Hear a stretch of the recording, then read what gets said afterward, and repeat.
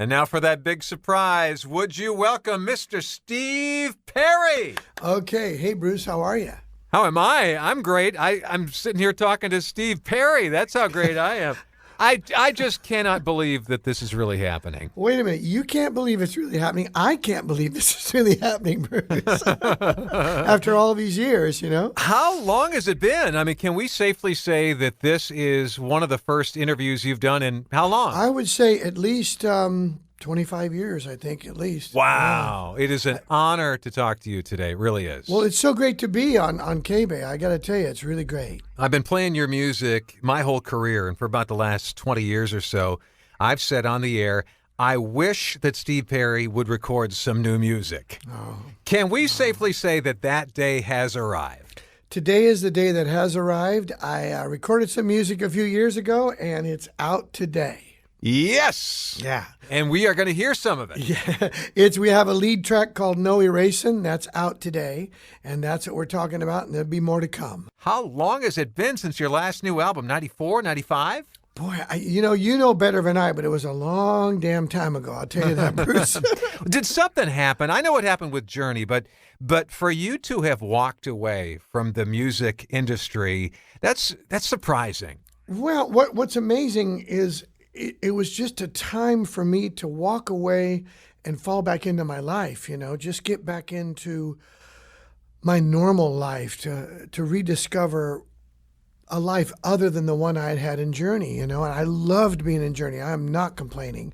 But I got to tell you, at some point in time, I just felt that the wheels had to touch the ground. And to be perfectly honest with you, Bruce, I was suffering severe music burnout, and it was kind of like PTSD.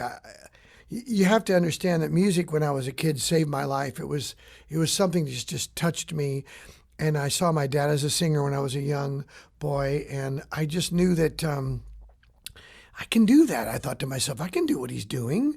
I like the way he sings, and I think I can do that. I see that in myself when I was really young. Yeah. So I started cultivating my love for music when I was honestly 4, 5, 6 years old. So in Hanford, California, yeah. But to get to the point at the end of the beautiful success that Journey and I were fortunate to have together, and not love music like I once did, was scary to me. So my brain told me I have to stop. And so I did stop, and I just let the wheels touch the ground and stayed kind of on the ground for quite some time. Well, you largely disappeared. There was no Dancing with the Stars. There was no Celebrity Apprentice. Right. No nothing. What did you do all those years?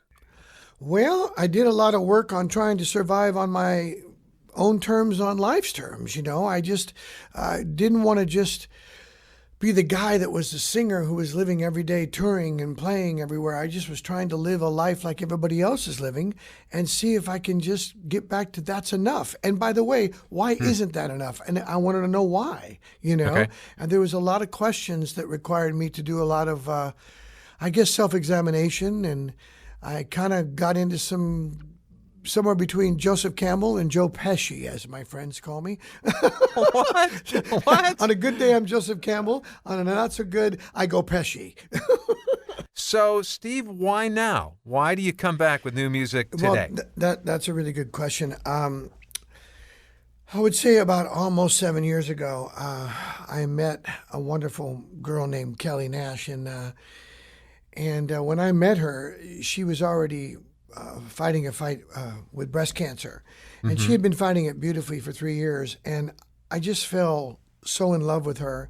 And the connection we had together was so strong. I just could not stay away from her. And I just wanted to be with her every chance I could. Wow. And she was doing great. Then all of a sudden, after being with her for about a year and a half, it just, as it can, flared and came back. It kind of came back to take her, and it did. And, one night we were together, and my favorite time was when we would fall asleep in the dark, and I'd either talk her to sleep or she'd talk me to sleep. And one night she says, I need to talk to you about something. I said, what's that? She said, if something was to ever happen to me, would you do me a favor and make one promise for me? I said, well, What's that? She said, would you promise that if something was to happen to me, you would not go back into isolation, for I feel it would make this all for naught. And I Wow. went, my goodness, I mean, she's thinking about us coming together, being together, and the possibility of her going. This was too much. I didn't want to hear, but I had to make that promise, Bruce. And Yeah. I said, absolutely, I will keep that promise. Because honestly, I was in isolation, but I was comfortable being isolated from the music business, but I wasn't isolated in the world, but I was just isolated from what I used to do, Yeah. And so though this record is filled with all sorts of different moods and happy and sads, the record really is keeping that promise. Wow. First, let me say how sorry I am for your loss. I don't know how you get over that. You listen, I'm telling you, Bruce, honestly, it gets better from time to time, but you never get over it because, but I will tell you that what it has given me is something I didn't expect, which is kind of in this record. I always thought I had a pretty good heart, but I tell you, I don't think a heart is complete until it's completely broken, and I think it's finally complete. Hey, there's your new song title right there. That's pretty Yeah, good. that's the next one. This man right here, one of the all-time great singers in rock and roll history. God, I owe you money for saying that, Bruce. I really do. I mean, come on. No, I'm serious. I mean, that's what people say about your voice. Oh, what do they know, Bruce? Gee whiz, come on. Give me a break. We're talking with Steve Perry. When you're away for 25 years and you don't use that instrument, you don't use your voice, how do you come back? Technically, how can you start singing again after 25 years? There's no doubt that it took a while to wake it up because I really had walked away from all of it. It wasn't just walking away from the wonderful success that we had together as a band. It was walking away from music, which meant walking away from singing. I kind of had to do that, and I did it with the conviction, Bruce, that if I ever got my love for music back, because I had lost it, if I ever got my love for music and my love for singing back, then I would know what to do. But if it didn't happen, I'd already lived the dream of dreams, Bruce. I mean, there really was not much more to do than we already did it. We did it the way you dream of doing it. So I was okay if it never came back. And I think my mind tells me by completely trusting, by letting it completely go, though it did take quite some time, music came back to my heart. So what'd you have to do to bring it back? I'm still working on it. I mean, I just started singing, of course. I just started singing in my own little writing sessions, my own little demo sessions, and just start plugging away at these new songs. And I found difficulties. I found some new joys in the textures of my voice that I never had before, actually. And that was kind of exciting. And I just kept on hitting on it. You just have to keep hitting it. And I kind of know where it was, and I just kept working it. And then I made the record, and now I'm just kind of working on the live version of it. We're going to play one of those new songs for you in just a bit. Let's talk about Journey and joining the Rock and Roll Hall of Fame. You got to be proud of that. I am. It was really great seeing everybody. It was great being there. And I don't know if you saw it, but I walked out there, and I had a cheat sheet I pulled out of my coat because I had a lot of stuff to talk about. That was a really nice moment to see you guys all together. I mean, compared to some of these Rock and Roll Hall of Fame inductions that we've seen, it was full of class and full of love. It was really, really nice. Well, I was born and raised in the San Joaquin Valley of Hanford, California, and the band Journey gave me an opportunity. They really gave me a chance to prove myself. And that's why I thank Greg Rowley for letting me live at his house. We were writing the record, and Neil Sean for letting me live at his house.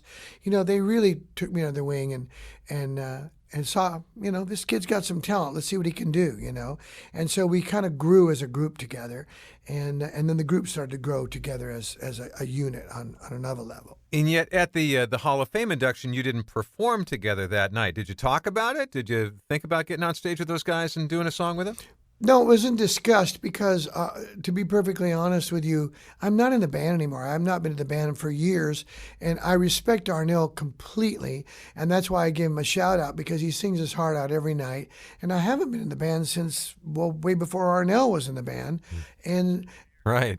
And so I've already been writing and recording this record. So this new music that I'm working on and you're about to play is what I'm into now and what I took 30 years of my life to come back and discover.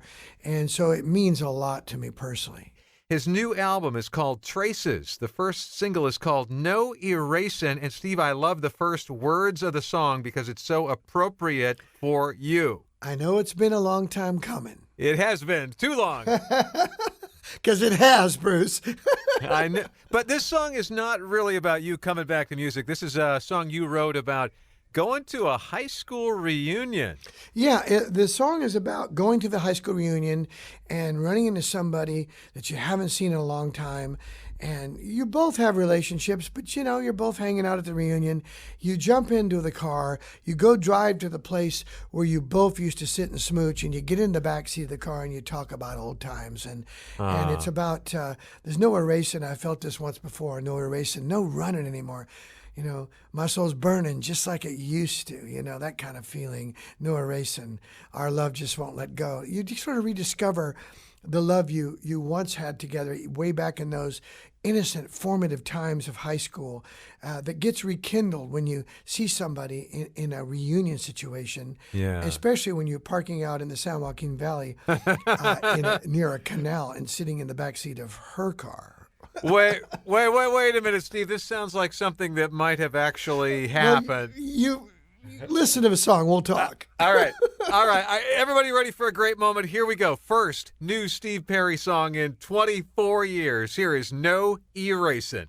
Steve, on behalf of all the fans, we would love to see you back out there on stage doing the new songs and doing the old songs. And I hope you have an appreciation about how much you have been missed and how much you are loved by all of the fans. I'm learning that, Bruce, and I know that sounds silly coming from me, but I really did walk away so deeply for all these years that I am relearning what you just said is true. I'm finding that out daily, and I certainly am going to do my best to do that. Steve Perry, welcome back. The new album is Traces. New song is No Erasing, and this has been a huge thrill for us, Steve. Thank you. And I just want to say hello to the city by the bay, and I miss it so much. And go Giants!